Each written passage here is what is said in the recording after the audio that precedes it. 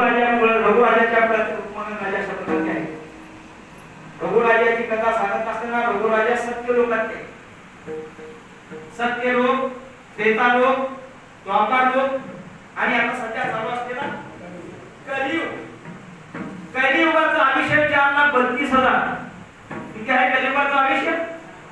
4,32,000. त्याच्या दुप्पट करा. द्वापार युगाचा आयुष्य आहे 8,64,000. त्रेता युगाचा कलियुगाच्या तिप्पट 12,96,000 आणि सत्ययुगाचा आयुष्य आहे 17,28,000. अशा प्रकारचं एकूण 43,90,000 अशा प्रकारचं संपूर्ण युगाचं 4 युग मिळून एक वेळा चौकडी झाल्यानंतर 43,90,000 अशा प्रकारचं कलियुगात महायुग अशा प्रकारचं त्याला दिलं जातं. इतका असताना तो रुक्मांगद राजा जो आहे ना तो सत्य लोकाचा आहे. सत्य लोकाचा असल्यामुळे तो काय रघुवंशाचा होता, राजा होता. राजा चाले त्याचे वैभव काय सांगा ते राजाचं वैभव. राजाच्या राजवाडा होता, हाती घोडदळ पैदल अशा प्रकारचं अनेक प्रकारचं सैन्य होतं. राजाच्या दरबारामध्ये राजाच्या बागेच्या राजवाड्याच्या बाजूला बगीचा अशा प्रकारचा होता. फुल बगीचा त्याला होता, फुल बगीचा होता. अनेक प्रकारचे फुलं त्या ठिकाणी राजाने लावलेले होते. आणि लावलेले असताना त्या ठिकाणी इंद्रदेवाचे दूत यायचे, त्या राजाच्या बागेची फुलं घेऊन जायचे. फुलं घेऊन जाताना बरेच दिवस असा कार्यक्रम गुजरला गेल्यानंतर राजाला कळून लागलं माझ्या बागेत फुलं सुरू, माझ्या बागेत फुलं सुरू होणार गेले. अनेक लोक येतात अशी फुलं तू बागेत ते फुलं कुठं जातात ते राजाला काही पता लागत नाही. राजा हैराण गेली. तो परिश्रम अशा प्रकारचा झाला. राजा समाजाची सभा बोलली, बाबांनो माझ्या बागेमध्ये फुलं कोण येतोय का नाही, तुम्हाला एवढं पैसे तू 90 ठेवलं आहे, पण माझ्या बागेतील फुलं कुठं जातात तुला काही पता लागत नाही, कोण घेऊन जात आहे का नाही. बाबा नावाच्या घेतलं नव्हतं बरं, ते कुठं लिहिलेलं नाही. मी 2005 मध्ये कीर्तन ऐकून महाराजांचं आज 21 वर्ष झालं ते कीर्तन आलं. बाबा जे बोलले ते बोलले, दुसरं काय बोलणार नाही. तुम्ही बोलू घेतलं असं बोलणार. त्या कृती आहे त्या कांग्रेसच्या जमान्यामध्ये मनमोहन म्हणतात तर बागेची फुलं कुठे जातात आणि राजाला काही चालतात. आता मोठा लागेला एक आमच्या सोपानासारखा विषय होता. महाराजांच्या बागेचे फुलं कुठे जातात कारण मी पाहिलेलं आहे आणि मी मात्र सांगतो. राजाला ते पाहिजे होतं. अनेक लोकांना पैसे गुंतवलेलो आहे पण ते माझ्या बागेचं कोण हे करत नाही. सोपानालाच घ्यावा सोपानाला सांगितलं तुमच्या बागेचे फुलं स्वर्गलोकाचा जो राजा आहे इंद्रदेव त्याची सेवा घेतात आणि फुलं वरच्यावर अशा प्रकारे चढून घेऊन जातात. मला बरोबर आहे पण ते कशावरून सिद्ध काय तर पुरावा पाहिजे ना. पुरावा असल्याशिवाय बोलणं पुराव्याशिवाय काय सांगू. ठीक आहे मला तू म्हणलो ना पुरावा पाहिजे ना, मी तुम्हाला पुरावा देतो. तुम्ही एक काम करायला पाहिजे. वांग्याचे झाड गोळा करा. वांग्याचे झाड गोळा करून तुमच्या बागेच्या चारी कोणाला 4 ट्रक ठेवा आणि त्या ठिकाणी अशा प्रकारचं पेटून द्या. आणि पेटून द्या त्या वांग्याच्या लाकडाचा धूर होईल. धूर झाल्यानंतर ज्या वेळेस इंद्रलोकातील स्वर्गलोकातील विमान या ठिकाणी पुढे घेऊन जाण्यासाठी येईल त्यावेळेस त्या वांग्याचं धूर लागल्यानंतर ते विमान जो आहे ना जमिनीवर टेकतो किंवा जमिनीवर उतरतो त्यावेळेस तुम्हाला पकडून येईल. मी मात्र एवढी सांगितलेली युक्ती करा असा कोण तो पंडित म्हणजे सोपानाला सांगितलं. सांगितलं राजाला पटलं गोष्ट. राजा पण ठीक आहे. राजा आपल्या सगळं सांगा बाबांना बाबा वांग्याचे झाड तुम्ही झाड रोज सगळे काय ते काय धुवून द्या. बागेच्या 4 कोणाच्या दिवसाला पेटून द्या. आणि तो रोज होता म्हणजे सोपानांना जरा का खोटं बाबाला केलं. आता ते काढताना हाताच्या कामाला असा कशाला चाल अग्नी पेटला नंतर धूर झाल्यानंतर विमान खाली उतरणारच आहे. आता आणि पुरावा कशाला बघू आपण म्हणतात. पेटून गेले. इंद्र लोकांनुसार जशा प्रकारे रोज विमान येत होता तशा प्रकारे तो विमान आल्यानंतर ते धूर लागल्याबरोबर विमान चालू. राजाची शिकवण अरे पकडो चोर मिल गया अरे शिकवण गेला आता बरं त्याला काय घोष आला. आवाजर कोणी घेऊन जात होता आणि बकड डोळ्यात गेला म्हणून त्याला सापडले ते काम. तिने दरबारामध्ये आणले त्याला दरबार सभा होती सभेमध्ये विचारे बाबांनो कोण आणि हे चोरी आमच्या बागेची का करता कशासाठी पुढे घेऊन जाता असं काही विचारलं म्हणून राजा त्या शिवकाने सांगितलं महाराज तुमची काय चूक नाही देवादी योग स्वर्गातील 3 लोकांचा राजा जो आहे इंद्र तो मात्र तुमच्या बागेतील फुलं पूजेला अशा प्रकारची घेऊन जातो त्याच्या आज्ञेप्रमाणे आम्ही त्या बागेत तुमच्या बागेतील फुलं आम्ही घेऊन जातो आणि आमची काही गलती नाही महाराज आणि वाटल्यास मला दंड द्या परंतु आम्ही मात्र आमच्या स्वामीच्या आज्ञेप्रमाणे सेवा अशा प्रकारची करतो असं म्हणतात राजाला आणि माझ्या बागेतील फुलं स्वर्गलोकाला जातील आपल्या सेनापती बाबा आता किती आहे 5 लोक अनेक मला शिकवू नका जाऊ त्या स्वर्गलोकात घेऊन जाऊ विचार करू जा माफ केलं तुम्हाला बरोबर तुम्ही माफ केलं पण जावं कसं आम्ही आता आमचा जायचा मार्ग आम्ही कोण्या वाटेला जाऊ कसं जाऊ सांगा आमचं इमान आता उडत नाही इथून आता त्याचा उपाय काय आम्हाला सांगा चोरांना सांगितले चोर पकडायचं आता तुम्ही जायचं काय सांगा ना म्हणल्यानंतर त्या राजाला ती शिपाई म्हणते बाबा महाराज एक काम आहे सांगतो आम्ही जो कोणी वर्गोपवास केलेला असेल त्याने येऊन या ठिकाणी यावं इमानाला जर आपला संकल्प माझा उपवासाचा संकल्प सोडतो अशा प्रकारचं म्हणतात आणि सोडल्यानंतर मात्र आमचं इमान करून स्वतःला जातं नाही तर आमचं इमान होणार नाही राजाला कसं म्हणतात राजा धवनीला गावामध्ये आज जे कोणी उपवास अशा प्रकारचा रात्र दिवस उपवास केलेले असतील काही रात्रभर खातो व्हायचं ते त्याला अर्धा तास अशा प्रकारचा द्यायला तयार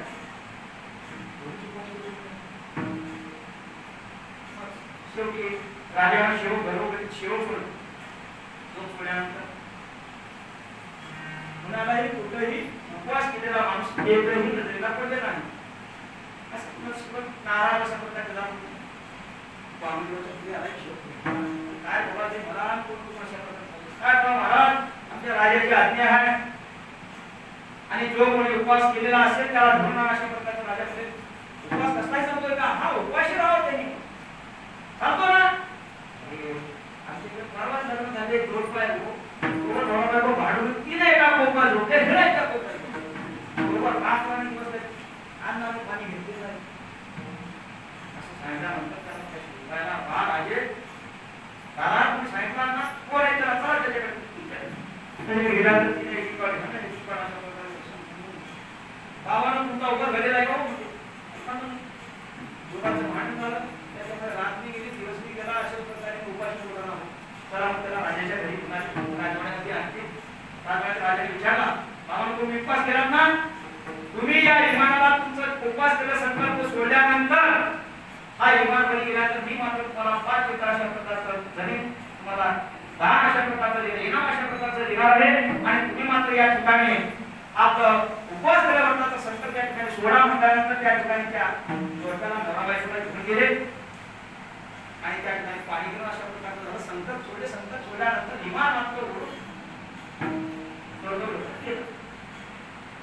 स्वर्गलोकात गेल्यानंतर राजाला आता कळलं की उपवास केल्यानंतर इतकं महत्व आहे स्वर्गातलं विमान खाली असलेलं वरी जायची ताकद विमान खूप भरतो ऐकल्यामध्ये आहे ना भक्त का करू नये दादा माहिती आहे ना तुम्हाला दावा दादा हे बोलतो ना का करू नये अशा प्रकारे राजाला धमकी दिला आज एक दशमी आहे उद्या एकादशी आहे आणि सर्वांनी गावातील सर्वांनी आज एक द्वादश उद्या एकादश अशा प्रकारचा एकादशी उपवास करायचा आहे अशा प्रकारचा राजाने दर 12 दशमी दिवशी एकादशीचा उपवास करण्यासाठी दशमी तत्त्वज्ञ घ्यायचा आणि प्रत्येकाला एकादशी व्रत अशा प्रकारचा राजाने करून घेतला 1 वर्ष 2 वर्ष 3 वर्ष 4 वर्ष 10 वर्ष 11 वर्ष 12 वर्ष जोडते 12 वर्ष जोडल्यानंतर निकली चालू आहे वडील चालू आहे हे सांगू शकते त्या बाबाचं पोट दुखायला लागलं आता कुठं माझी शीट तिथे गेलं त्याचा पोटामध्ये कारवाई सुरू झाली अरे रुक्मामन राजा एका दिवसावर करोडा एक कप झालं अनेक कप झालं 2 कप झालं तर त्याला इकडे जरा इंद्राचा राजा होणार माझी शीट जाणार आता काय करावं? इंद्राला चिंता पडली. इंद्रानं आपल्या अष्टनायकापैकी ऋषीला बोलिला बोलून सांगितलं आहे तंबे आणि तू रूपांतर राजाच्या नगरीमध्ये जायचं. रूपांतर राजाचं वर्तवायकडे करत आहे त्या वर्ताचं भंग मात्र तू करावं. केलीस तर तुला अशा प्रकारचं तुला इमान देणार आहे आणि तू मात्र तशा प्रकारचं करावं असं बोल इंद्रानं आपल्या जे नायिका होत्या गोष्या होत्या त्यांना पाठवलं आणि देवदत्त याला काय म्हणायचं याला काय म्हणायचं वेळ काढले काय आधी सत्यापासून राजाला बोलवली राजे राजा ज्यावेळेस आला पाहिला पुरुषी रंभा स्वर्गातली आहे राजा भला दिला राजे या बसा व्हायचे नाराला पण राजा एका दिवसात भरपूर दशमी आली दशमी आली तर दशमी राजाला काही पाहिजे राजा विसरून पूर्ण म्हणजे राजाची काय तर राजा एखादा आठवणे दशमी आठवणे द्वादश आठवणे रूपमांगल राजाचा राजा धर्मांगल अशा प्रकारचा जो होता तो मात्र दशमी दिवशी एकादशीची दौडी दिला. उद्या एकादशी व्रत आहे सर्वांनी एकादशीचा उपवास करावा असं धर्मांगल राजाने दौडी दिली आणि धर्मांगल राजा सुद्धा 12 वर्ष अशा प्रकारचे एकादशी व्रत वगैरे करून घेतलं. 12 वर्ष झाल्यानंतर आणखी एक दिवशी अशा प्रकारे धर्मांगल राजा ज्यावेळेस दौडी देत होता त्यावेळेस 7व्या महालावर रूपमांगल राजा बसला होता ऋषी सोबत. त्याच्या कानावर सहज अशा प्रकारची दौडीची आवाज गेली आणि सर्व राजाला त्या पलंगावर खाली उतरत होता. त्यावेळेस रंभा हातात होती. राजे कुठं जातात? असं जाता येत नाही तुम्हाला आणि आता माझ्या कानावर उद्या एकादशी आहे ती दौडीची आवाज माझ्या कानावर आलेली आहे. ती म्हणाली आता 12 वर्ष झाले 12 वर्षापर्यंत तुमच्या कानावर दौडीची आवाज आलेली नाही का? ती प्रश्न करून आली. ती प्रश्न असताना राजा आया वया वया तो लागला माते लोक हे झालं ते झालं सगळ्यात बरोबर पण ती आपल्या आपल्या स्वामीच्या आज्ञेप्रमाणे आली होती वर्त भंग करण्यासाठी. म्हणजे तुम्हाला जायचं आहे का? जायचं आहे तर मला एक वचन देवा